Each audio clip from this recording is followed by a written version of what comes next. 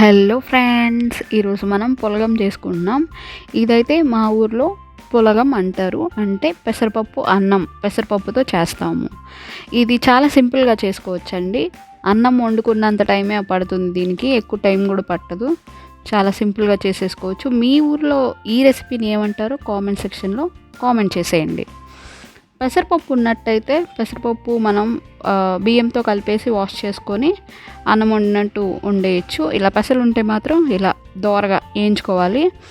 Colour change అవ్వగానే medium to లో ఆ మంట మీద మనం ఫ్రై చేసుకోవాలి. కలర్ చేంజ్ అవ్వగానే ఆపేసి ఇలా మిక్సీ పట్టేసుకోవాలి. పలుకుగా పట్టుకుంటే బాగుంటుంది.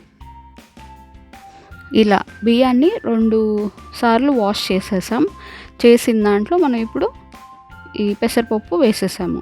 పెసరపప్పు వేసి ఇలా కలుపుకొని ఉప్పు వేసుకోవాలి. రుచికి తగ్గట్టుగా ఉప్పు వేసుకొని మిక్స్ చేసుకొని మీరు టేస్ట్ చూడండి.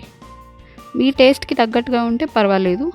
ఉప్పు కనుక తగ్గినట్టయితే ఇంకొంచెం వేసుకొని మిక్స్ చేసేసుకొని హై ఫ్లేమ్ మీద దీన్ని ఉడికించాలండి. ఈ పెసరపప్పు అన్నాన్ని హై ఫ్లేమ్ మీద ఉడికించాలి. పొంగొచ్చి రాగానే లో ఫ్లేమ్లో పెట్టేసుకోవాలి. లో ఫ్లేమ్ మీద మూత ఉంటుంది కదా, మూతని రివర్స్లో పెట్టేసి ఒక 10 మినిట్స్ వరకు కుక్ చేస్తే పెసరపప్పు అన్నం రెడీ అయిపోతుంది. ఇంతే, చాలా సింపుల్. కొబ్బరి కారం లేకపోతే పచ్చడి, ఎక్సలెంట్ కాంబినేషన్. Enjoy it.